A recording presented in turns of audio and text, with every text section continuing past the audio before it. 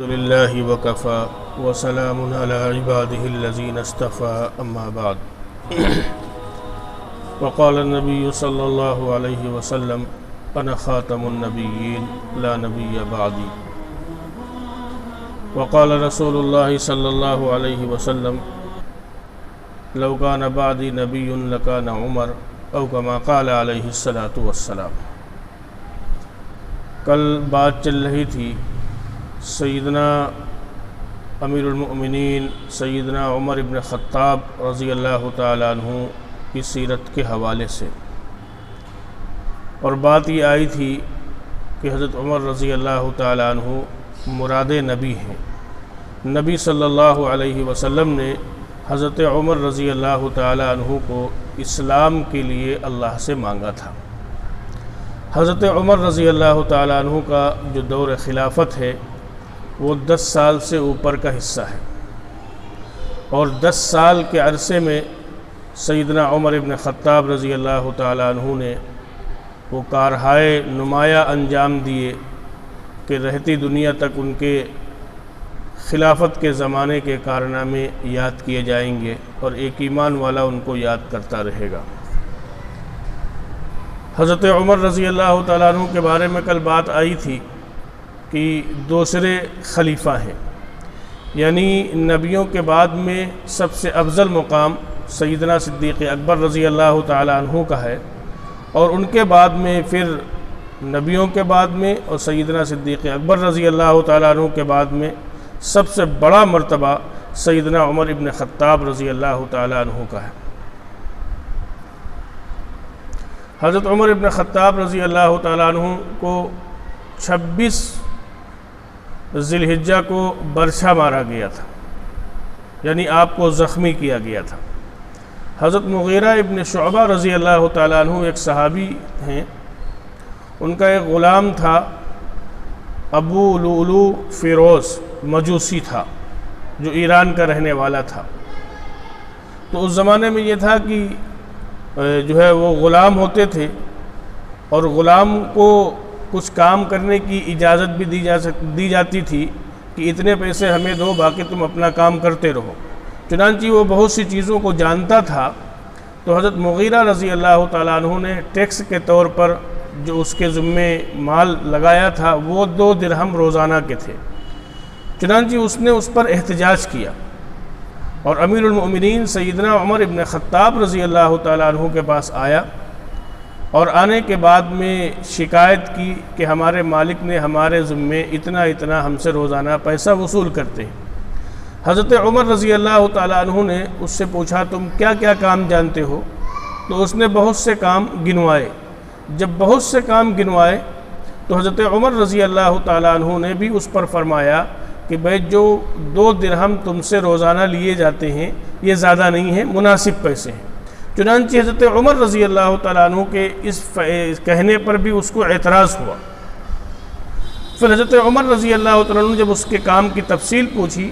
تو وہ گویا چکی بنانا جانتا تھا، تو حضرت عمر رضی اللہ تعالیٰ عنہ نے اس سے کہا کہ میرے لیے بھی ایک چکی بنا دو۔ تو ابو لؤلؤ فیروز مجوسی نے حضرت عمر رضی اللہ تعالیٰ عنہ سے اسی چڑ میں اس نے کہا کہ میں ایسی چکی بناؤں گا کہ رہتی دنیا تک اس چکی کو یاد کیا جائے گا۔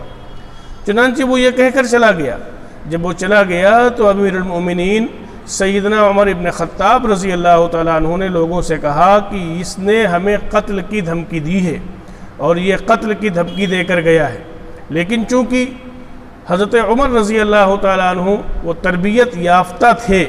جناب رسول اللہ صلی اللہ علیہ وسلم کے، اس لیے جب تک کوئی معاملہ نہ ہو جائے اس وقت تک کوئی سزا نہیں دی جا سکتی تھی، باوجود کہ یہ معلوم تھا کہ اس نے قتل کی دھمکی دی ہے۔ لیکن حضرت عمر رضی اللہ تعالیٰ عنہ نے اتنا ہی کہا، اور اس کے بعد میں پھر وہ اس تیاری میں لگ گیا کہ حضرت عمر رضی اللہ تعالیٰ عنہ کو شہید کرے۔ چنانچہ 26 ذی الحجہ کے بارے میں تقریباً یہ رائے آتی ہے کہ 26 ذی الحجہ تھا، آگے پیچھے بھی ہو سکتا ہے۔ فجر کی نماز پڑھانے کے لیے سیدنا عمر ابن خطاب رضی اللہ تعالیٰ عنہ تشریف لائے، اور آپ مصلی پر کھڑے ہو گئے اور آپ نے نماز شروع کر دی۔ تو ابو لؤلؤ فیروز 2 دھاری خنجر لے کر آیا تھا، اور حضرت عمر رضی اللہ تعالیٰ عنہ مصلی رسول پر کھڑے ہو کر فجر کی نماز پڑھا رہے تھے، اسی وقت اس نے آپ پر حملہ کر دیا اور آپ کے کئی زخم آئے۔ حضرت عمر رضی اللہ تعالیٰ عنہ گر گئے، حضرت عبد الرحمن بن عوف رضی اللہ تعالیٰ عنہ آگے بڑھے، اور آگے بڑھنے کے بعد میں آپ نے نماز کو مکمل فرمایا چھوٹی صورتوں کے ذریعے سے، چند آیات کے ذریعے سے۔ ابو لولو جب بھاگنے لگا تو 13 صحابہ زخمی ہوئے اور 6 صحابہ شہید بھی ہوئے اس کے زخم سے۔ چنانچہ بعد میں جا کر جب اس کو پکڑا گیا اور اس نے یہ محسوس کر لیا کہ ہم پکڑے گئے ہیں، تو اس نے پھر خودکشی کر لی۔ حضرت عمر رضی اللہ تعالیٰ عنہ کو جب افاقہ ہوا تو حضرت عمر رضی اللہ تعالیٰ عنہ نے پوچھا کہ بھئی یہ خنجر ہم کو کس نے مارا؟ تو لوگوں نے بتلایا کہ ابو لولو فیروز مجوسی۔ حضرت عمر رضی اللہ تعالیٰ عنہ نے اس پر اللہ کا شکر ادا کیا کہ مجھے کسی مسلمان نے مجھ پر حملہ نہیں کیا، بلکہ وہ مجوسی تھا۔ تو اس بات پر سیدنا عمر ابن خطاب رضی اللہ تعالیٰ عنہ نے اللہ کا شکر ادا کیا۔ تو 26 ذی الحجہ کو آپ کو زخم لگا، آپ پر حملہ ہوا، اور یکم محرم الحرام کو سیدنا عمر ابن خطاب رضی اللہ تعالیٰ عنہ شہید ہو گئے۔ چنانچہ حضرت عمر رضی اللہ تعالیٰ عنہ نے اپنے انتقال سے پہلے اپنے بیٹے حضرت عبداللہ بن عمر رضی اللہ تعالیٰ عنہما سے کہا کہ جاؤ حضرت عائشہ رضی اللہ تعالیٰ عنہ سے کہو کہ میری خواہش یہ ہے کہ جہاں پر آقا صلی اللہ علیہ وسلم آرام فرما رہے ہیں اور ابو بکر صدیق رضی اللہ تعالیٰ عنہ آرام فرما رہے ہیں، میں چاہتا ہوں کہ مجھے وہ جگہ مل جائے، کیونکہ وہاں 3 قبر کی جگہ تھی، اور وہ جو جگہ تھی وہ حضرت عائشہ رضی اللہ تعالیٰ عنہ کا حجرہ تھا۔ تو حضرت عبداللہ بن عمر جب آئے حضرت عائشہ رضی اللہ تعالیٰ عنہ کے پاس، تو حضرت عائشہ رضی اللہ تعالیٰ عنہ سے پوری بات بتلائی، تو حضرت عائشہ رضی اللہ تعالیٰ عنہ نے فرمایا کہ میں اپنے اوپر حضرت عمر کو ترجیح دیتی ہوں، اور حضرت عائشہ رضی اللہ تعالیٰ عنہ نے اجازت دے دی کہ حضرت عمر کو وہاں پر دفن کر دیا جائے۔ چنانچہ جب وہ ان کے صاحبزادے واپس گئے، حضرت عمر رضی اللہ تعالیٰ عنہ نے پوچھا کہ حضرت عائشہ نے کیا جواب دیا؟ تو انہوں نے کہا کہ انہوں نے اجازت دے دی ہے، تو اس پر بھی اللہ کا شکر ادا کیا کہ اللہ نے میری یہ تمنا پوری کر دی۔ حضرت عمر رضی اللہ تعالیٰ عنہ دعا کیا کرتے تھے کہ اللہ میں شہید ہوں اور مجھے شہادت مدینہ منورہ کے اندر ملے، اور اللہ نے کیا انعام فرمایا کہ شہید بھی ہوئے، مدینہ منورہ میں شہادت بھی ملی، اور نبی صلی اللہ علیہ وسلم کے بازو میں آپ دفن بھی ہوئے۔ یہ انعام اللہ تبارک و تعالی نے سیدنا عمر ابن خطاب رضی اللہ تعالیٰ عنہ کو عطا فرمایا۔ ایک موقع پر آتا ہے کہ احد پہاڑ پر اللہ کے آخری پیغمبر سیدنا محمد رسول اللہ صلی اللہ علیہ وسلم تشریف فرما تھے، آپ کے ساتھ ابو بکر تھے، عمر تھے، عثمان تھے۔ تو اس موقع پر آپ نے پہاڑ سے مخاطب ہو کے فرمایا کہ اسکت علیک فإنک نبی و صدیق و شہیدان،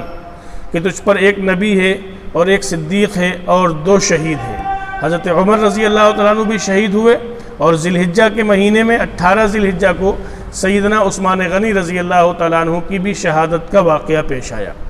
تو جو یہ 10 سال کا جو عرصہ، اس سے زائد کا جو عرصہ آپ کی خلافت کا دور تھا، وہ امت کے لیے بڑی رحمت کا دور تھا، اور بڑی زبردست خدمات کی ہیں حضرت عمر رضی اللہ تعالیٰ عنہ کی، بہت زبردست خدمات ہیں۔ اور حضرت عمر رضی اللہ تعالیٰ عنہ کے بڑے فضائل ہیں، قرآن کی بہت سی آیات ایسی ہیں جو آپ کی رائے کے مطابق اللہ تبارک و تعالیٰ نے نازل فرمائی۔ اور کل بھی میں نے کہا تھا، اور اس کو اجاگر کیا جائے کہ اہل بیت سے آپ کا رشتہ کیا تھا۔ حضرت عمر رضی اللہ تعالیٰ عنہ حضرت علی اور حضرت فاطمہ کے داماد بھی تھے۔ حضرت علی اور حضرت فاطمہ کی بیٹی حضرت عمر رضی اللہ تعالیٰ عنہ کو منسوب تھی۔ یہ اہل بیت سے حضرت عمر رضی اللہ تعالیٰ عنہ کا تعلق تھا، اور یہ نسبت تھی حضرت عمر رضی اللہ تعالیٰ عنہ کی۔ بے شمار فضائل